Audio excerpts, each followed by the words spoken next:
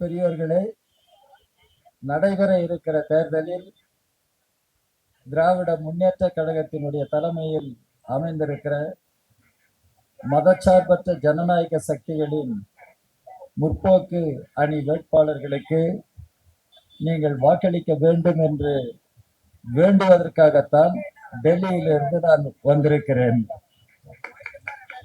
இந்த சேப்பாக்கம் தொகுதியில் தமிழ்நாட்டினுடைய துணை முதல்வர் இளைய தளபதி திரு உதயநிதி ஸ்டாலின் அவர்களுக்கு உதயசூரியன் சின்னத்தில் நீங்கள் வாக்களிக்க வேண்டும் என்று கேட்பதற்காக உங்கள் முன்னால் நிற்கிறேன். பெரியவர்களே, தாய்மார்களே, இன்றைய நாள் புரட்சியாளர் அம்பேத்கரினுடைய பிறந்த நாள். புரட்சியாளர் அம்பேத்கருக்கு என்னுடைய வீர வணக்கங்களை தெரிவித்து உங்களிடம் சில கருத்துக்களை பேச நான் விரும்புகிறேன். தேர்தல் நேரம். அம்பேத்கர் தேர்தல் குறித்து பேசியிருக்கிறார்.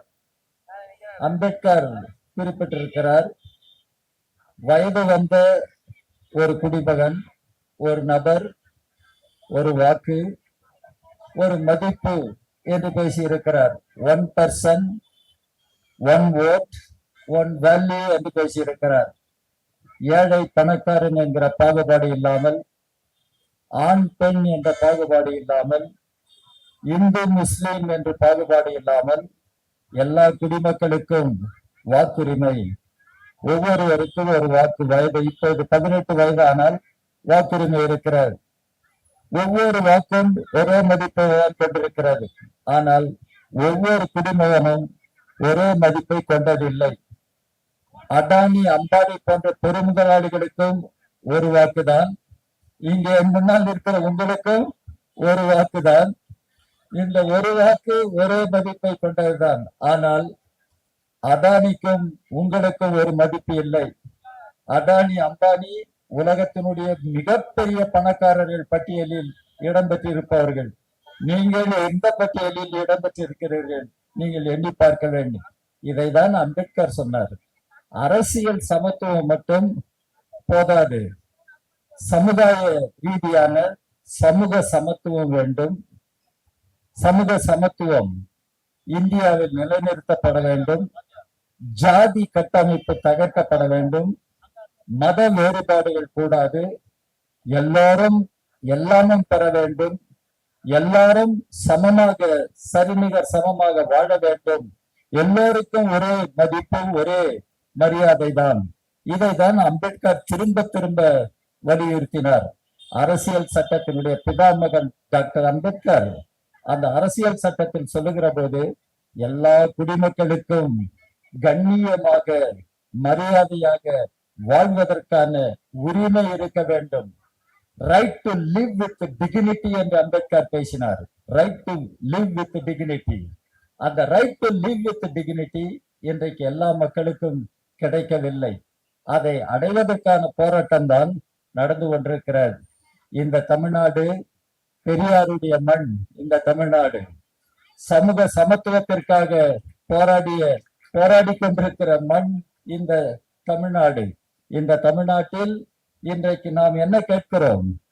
இன்றைக்கு நாடே போற்றுகிற ஒரு முதல்வர், ஒரு மாடல் சீஃப் மினிஸ்டர் என்று பாராட்டப்படுகிற திரு ஸ்டாலின் அவர்கள் மீண்டும் வெல்ல வேண்டும்.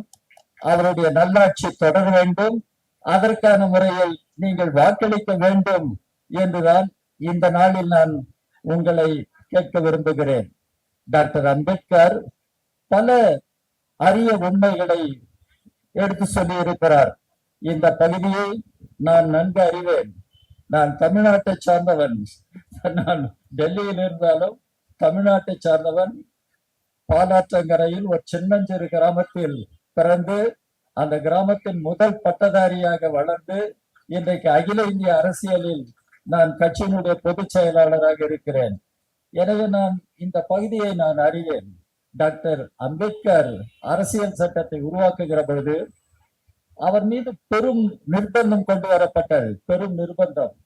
இந்தியாவை எப்படியாவது ஒரு மதவாத நாடாக அம்பேத்கர் அறிவிக்க வேண்டும் என்று வலியுறுத்தினார்கள். அதுவும் இந்துத்துவ நாடாக இந்தியாவை அறிவிக்க வேண்டும் என்று வலியுறுத்தினார்கள். அம்பேத்கர் அவற்றை எல்லாம் நிராகரித்தார். He rejected the idea of theocratic state, theocratic nation emphatically. இதை படித்தவர்கள் அறிய வேண்டும், படித்தவர்கள் உணர வேண்டும்.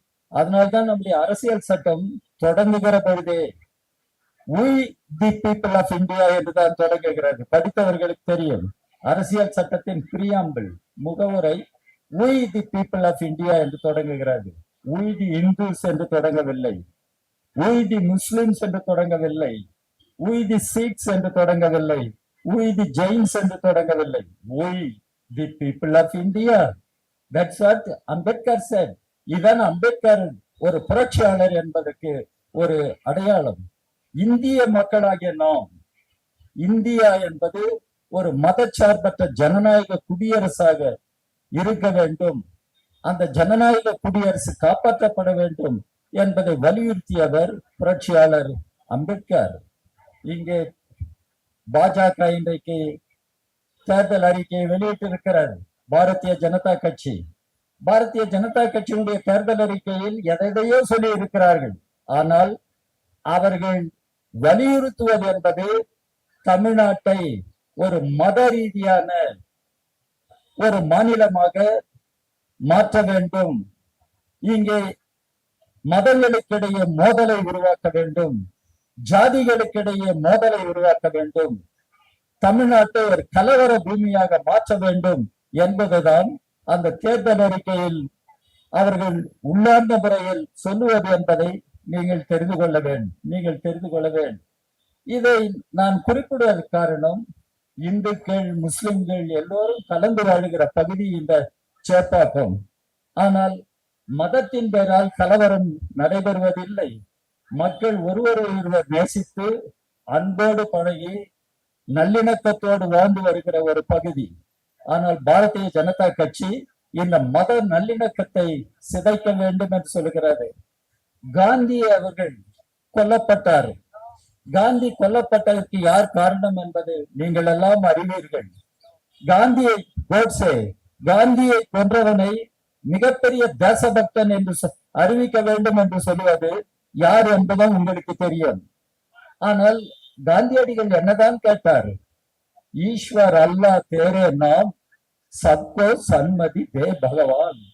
பகவானே நீதான் ஈஸ்வர், பகவானே நீதான் அல்லாஹ், பகவானே என்னுடைய மக்களுக்கெல்லாம் நல்ல புத்தியை கொடு, சப்கோ சன்மதி தே பகவான். இப்போது காந்தி உயிரோடு வருவாரானால், பகவானே என்னுடைய மக்கள் எல்லோருக்கும் நல்ல புத்தி வேண்டாம், அவர்களுக்கு இருக்கிறது, இப்போது நீங்கள் நல்ல புத்தியை கொடுக்க வேண்டியது 3 பேருக்கு. ஒன்று இந்தியாவை ஆளுகிற பிரதமர் நரேந்திர மோடிக்கு, இன்னொன்று RSS சீஃப் என்று சொல்லப்படுகிற மோகன் பாகவத்துக்கு, இன்னொன்று உள்துறை அமைச்சராக இருக்கிற அமித்ஷாவிற்கு. இந்த 3 பேருக்கும் நல்ல புத்தியை கொடு பகவானே என்று மகாத்மா காந்தி கேட்டுக்கொள்வார். அப்படிப்பட்ட ஒரு பேரிடரை நாம் எதிர்கொண்டிருக்கிறோம். இதைதான் அம்பேத்கர் சுட்டிக்காட்டினார். இந்தியா தப்பி தவறி ஒரு மதவாத நாடாக, ஒரு இந்துத்துவ நாடாக மாறிவிடுமானால் அதைவிட பேரிடர் இந்தியாவுக்கு எதுவும் இல்லை. பேரிடர், கலாமிட்டி என்ற வார்த்தையை அம்பேத்கர் அரசியல் சட்டத்தில் பயன்படுத்தி இருக்கிறார். ஒரு மதவாத நாடாக இந்தியா மாறிவிட்டால், ஒரு இந்து ராஷ்டிராவாக இந்தியா மாறிவிட்டால் அதைவிட பேரிடர் இந்தியாவுக்கு எதுவும் இல்லை. அப்படிப்பட்ட பேரிடரை நாம் எதிர்கொண்டிருக்கிறோம். இந்த பேரிடரிலிருந்து இந்தியாவை காப்பாற்ற வேண்டுமானால் தமிழ்நாட்டிலிருந்து அந்த முயற்சி முன்னோக்கி செல்ல வேண்டும். தமிழ்நாடு வழிகாட்ட வேண்டும். அந்த பேரிடரிலிருந்து இந்தியாவை காப்பாற்றுவதற்கான போராட்டத்தில் தமிழ்நாடு முன்னணியில் நின்று வழிகாட்ட வேண்டும். இன்றைக்கு மதவெறி அரசியல் இந்தியாவுக்கு நல்லதல்ல, ஜாதி வெறி அரசியல் இந்தியாவுக்கு நல்லதல்ல.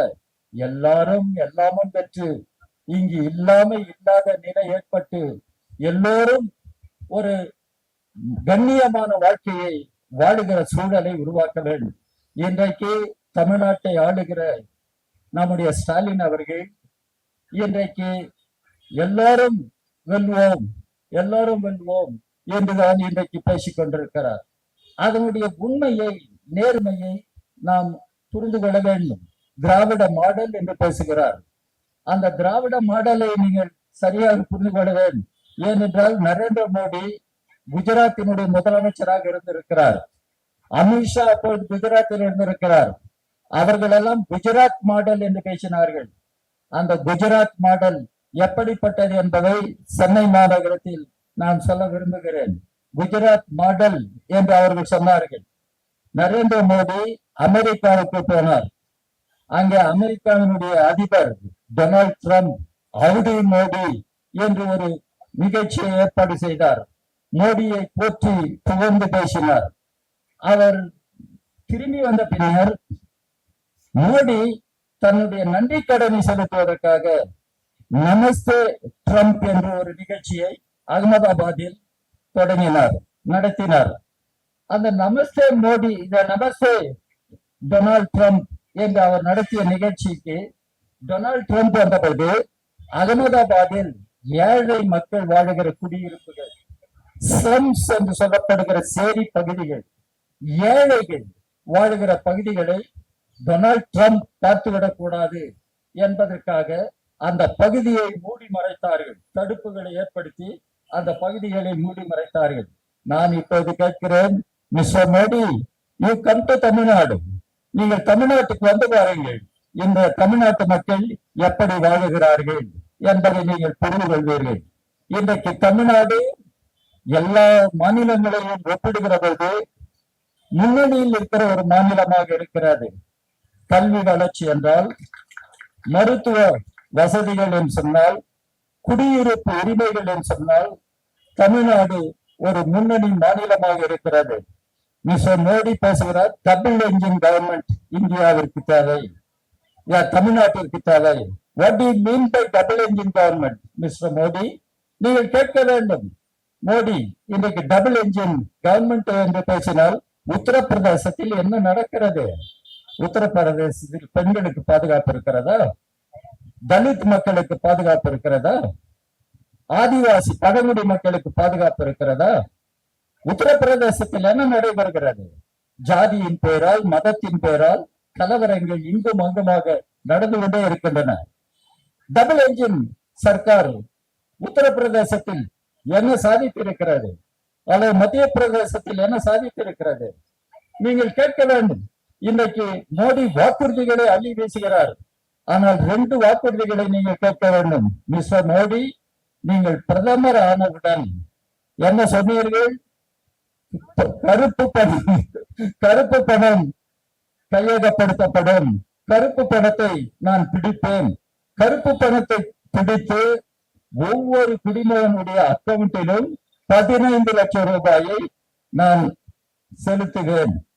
இங்க யாருக்காவது வந்திருக்கா? வரலையா?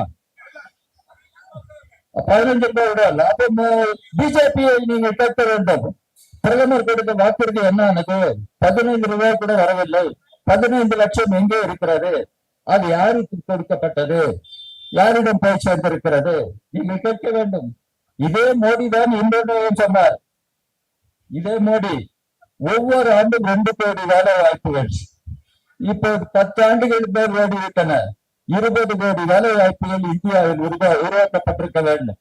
நம்முடைய இளைஞர்களுக்கு ஒளிமிக்க எதிர்காலம் இருக்க வேண்டும். இப்போது நம்பிக்கை இல்லாத இருள்மயமான எதிர்காலம் நம்முடைய இளைஞர்களை எதிர்கொண்டிருக்கிறது என்றால் யார் காரணம்?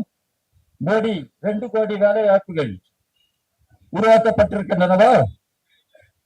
ஏன்? இதைதான் நீங்கள் பிஜேபியிடம் கேட்க வேண்டும்.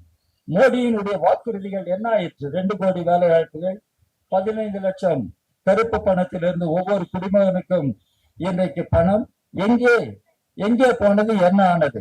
இதே மோடி பேசினார், சப்கா சாத் சப்கா விகாஸ் என்று பேசினார்.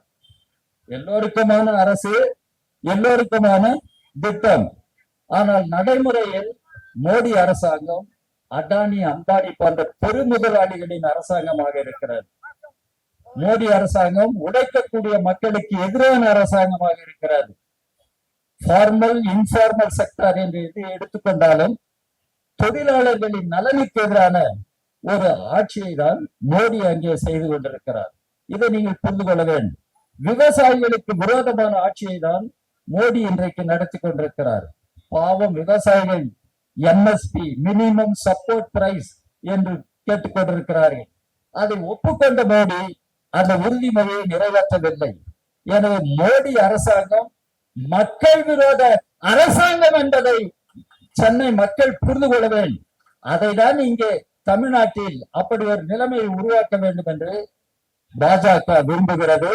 பாஜகவுக்கு துணை போகிற ஒரு கட்சியாக இன்றைக்கு எடப்பாடி என்று சொல்லப்படுகிற நண்பர் பழனிசாமியினுடைய கட்சி பாஜகவின் காலடியிலே வீழ்ந்து கிடக்கிறது. இது மிகப்பெரிய அவமானம் என்பதை அண்ணா திமுகவை பின்பற்றுபவர்கள் எண்ணி பார்க்க வேண்டும். இந்த பெரியார் மண்ணில் இன்றைக்கு மதவெறி அரசியலை முதன்மைப்படுத்தி செயல்படுகிற பாஜகவினுடைய காலில் அண்ணா திமுக வீழ்ந்து கிடக்கலாமா? விழுந்திருக்கிறார்கள். அவர்களுக்கு நல்ல பாடத்தை நீங்கள் புகட்ட வேண்டாமா? நல்ல பாடத்தை புகட்ட வேண்டும். அதனால் தான் நல்ல தீர்ப்பை நீங்கள் வழங்க வேண்டும் என்று நான் பணிவோடு உங்களை கேட்டுக்கொள்கிறேன். ஸ்டாலின் இன்றைக்கு முதல்வராக தொடர வேண்டும், நல்லாட்சி தொடர வேண்டும் என்று சொன்னால், இன்றைக்கு ஸ்டாலின் அவர்கள் முதலமைச்சராக இருந்து இன்றைக்கு தமிழ்நாட்டினுடைய நலன்களை காப்பாற்றுவதற்காக, தமிழ் மக்களினுடைய உரிமைகளை காப்பாற்றுவதற்காக தொடர்ந்து போராடி கொண்டிருக்கிறார். இப்போது கூட என்ன நடைபெறுகிறது? நாளை மறுநாள் நாடாளுமன்றம் கூட இருக்கிறது. அந்த நாடாளுமன்றத்தில் பெண்களுக்கு இடஒதுக்கீடு என்ற பிரச்சனை விவாதிக்கப்பட இருக்கிறது என்று சொல்லுகிறார்கள். ரிசர்வேஷன் டு விமன் என்று வருகிற பொழுது பெண்களுக்கு இடஒதுக்கீடு என்பதை தொடக்க காலத்திலிருந்து நாடாளுமன்றத்திற்கு உள்ளேயும் வெளியேயும் வலியுறுத்திய ஒரு செங்கோடி இயக்கத்தினுடைய பிரதிநிதி என்கிற முறையில் நான் சொல்ல கடமைப்பட்டிருக்கிறேன். பெண்களுக்கு இடஒதுக்கீடு என்பதற்காக போராடிய முன்னணி கட்சிகளில் நான் சார்ந்திருக்கிற இந்திய கம்யூனிஸ்ட் கட்சி ஒன்று, அதே போல திராவிட முன்னேற்ற கழகம் பெண்களுக்கு இடஒதுக்கீடு என்று பேசியிருக்கிறது. நாங்கள் எல்லாம் போராடி நாடாளுமன்றத்தில் அந்த சட்டம் நிறைவேற்றப்பட்டிருக்கிறது. இப்போது மோடி என்ன செய்ய பார்க்கிறார்? பெண்களுக்கு இடஒதுக்கீடு, நரி சக்தி வந்தன். உங்களுக்கு புரிகிறதா? அவர் பேசுவது நரி சக்தி வந்தன். நரி என்றால் நீங்க வேறு எதையாவது நினைக்காதீர்கள். நரி என்றால் பெண்கள் சக்தி, பெண்கள் சக்தி வந்தன், நரி சக்தி வந்தன் என்று மோடி பேசுகிறார். ஆனால் மோடியினுடைய உள்நோக்கம் வேறாக இருக்கிறது. இன்றைக்கு பெண்கள் இடஒதுக்கீடு என்கிற பெயரால் தொகுதி மறுசீராய்வு என்பதை செய்ய முயற்சிக்கிறார். தொகுதிகளின் மறுசீராய்வு என்று வருமானால் இன்றைக்கு இந்திய நாட்டில் பல்வேறு மாநிலங்கள் இருக்கின்றன. அந்த மாநிலங்களுக்கிடையே ஒரு சமநிலை பாதுகாக்கப்படுமா என்றால் அது இல்லை என்பதை நாம் புரிந்து கொள்ள வேண்டும். There won't be proportion among the states if delimitation takes place. இதை தான் நாம் கேட்கிறோம். எனவே இந்த தேர்தல் காலத்தில், அவசர காலத்தில் நாடாளுமன்றத்தை கூட்டி இருப்பது சரியானதல்ல, முறையானதல்ல, அது கண்டனத்துக்குரியது என்பதை எங்கள் கட்சி உட்பட இந்தியா கூட்டணியில் இருக்கிற கட்சிகள் எல்லாம் தெளிவுபடுத்தி இருக்கிறார்கள். ஆனாலும் இன்றைக்கு நாடாளுமன்றம் கூட இருக்கிறது. அந்த பின்னணியில் டீலிமிட்டேஷன் என்கிற பெயரால் தென் மாநிலங்களுக்கும் வட மாநிலங்களுக்கும் இடையே ஒரு சமநிலையை தகர்ப்பது என்பதை நாம் ஏற்றுக்கொள்ள முடியாது. அந்த போராட்டம் தமிழ்நாட்டில் இருந்து தொடங்கும் என்று முதலமைச்சரே பகிரங்கமாக அறிவித்திருக்கிறார் என்பதை நான் சொல்ல கடமைப்பட்டிருக்கிறேன். எனவே பெரியோர்களே, தாய்மார்களே, நாம் மிகப்பெரிய சவால்களை எதிர்கொண்டிருக்கிறோம். இந்த தேர்தல் சட்டமன்றத்திற்கான தேர்தல். ஆனால் நீங்கள் அளிக்கிற தீர்ப்பு இந்தியாவின் எதிர்காலத்தையே தீர்மானிக்கிற ஒரு தீர்ப்பு என்பதை நான் சுட்டிக்காட்ட கடமைப்பட்டிருக்கிறேன்.